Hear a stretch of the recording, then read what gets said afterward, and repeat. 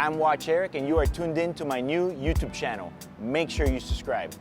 All right, so on this video, I'm gonna be sharing with you my 1991 Rolex GMT Jubilee 16718.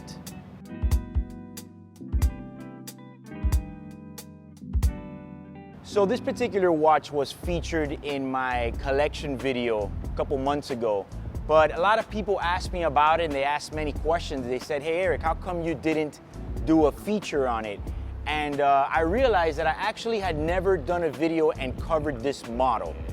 This particular watch, right off the bat, is not a watch that I was planning to wear a lot. It was just that watch that got my attention, and the second I saw it, I was just enchanted by it and just had to buy it. One of the main things that struck me was the fact that it has the Serti dial with the sapphires at the 12, 9, and 6 position. Right off the bat, I realized that I had never even seen one at that moment, or perhaps maybe I just hadn't really noticed them and maybe overlooked it. But it really grabbed my attention when I saw it. I said, wow, that's a good looking GMT. Plus at that moment, you know, the Batman Jubilee or the Batgirl had just come out, and right now Jubilee on sports model was super hot. So, or hot again, we'll say. So when I saw it yellow gold with a Jubilee band, I said, interesting.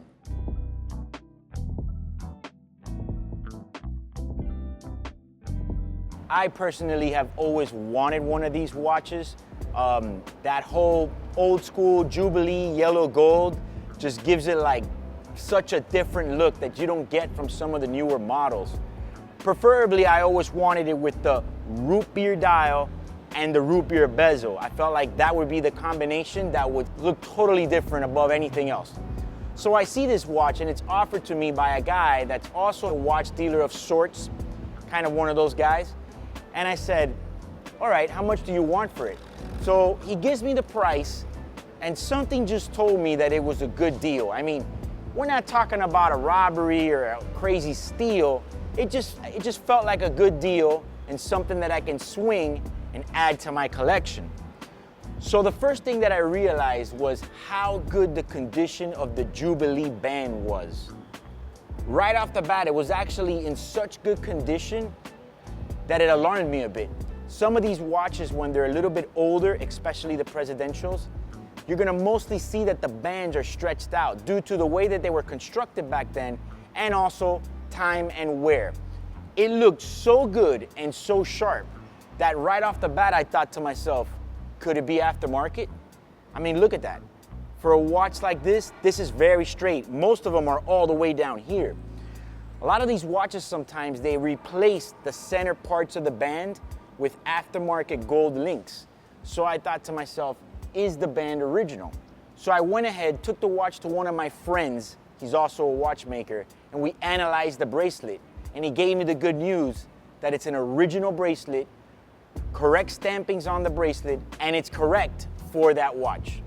Another major plus was that it had papers. I mean, not like I really care about that type of stuff, but since it has it, it's a lot better. So, that being said, I was already getting these ideas of putting it on a hipster strap, and initially I wore the watch for a couple days with a black suede strap, which really popped. The thing about a watch like this is that you start thinking about wrist time, like how much wrist time am I really gonna get with this watch?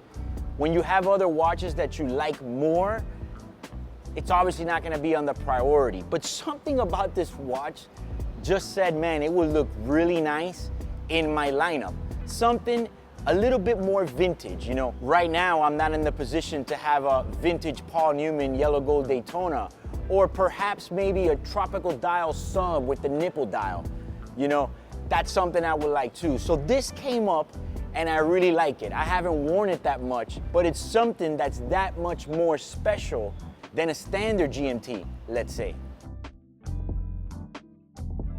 Something tells me that the previous owner of this watch as well did not give it that much wrist time also, because it's just in such good condition, man, that for me, look, I've had plenty of these watches come by in the past, mostly black on black, all right? And the bands were never that nice. And the prices, Look, I got a pretty decent deal for it. It wasn't that crazy, but I think it's the sapphire dial that pushed me over the edge. Crazy part about a watch like this is that sometimes you gotta make sacrifices to buy these type of pieces, you know? These chances only come once. And the way that I did it, at least at that moment, was when the opportunity arose, I borrowed the money, okay? And for me, it was kind of like, it was not that easy to buy it. You know, I had to borrow the money and I had to really get on the move and make it happen to recover it. The whole time I'm playing day by day, like I just threw away all this money when in reality, the money's right here in the watch. Problem is that I go in this struggle where I feel like I spent the money, but I don't want to sell the watch and let go of it. But I tell you what, if you stick to the plan at the end, you have the watch and you made the money back up. And that's the way to do it. I mean, it's not that easy. It's not like I had an additional 20K plus just to throw around and buy a vintage GMT. It didn't work like that. I had maybe half of it ready, but now, 2 years later, I feel like it was worth it to buy this watch. So I have several watches in my watch collection, but this watch tends to be a bit more of a conversation piece because you don't see many of them around.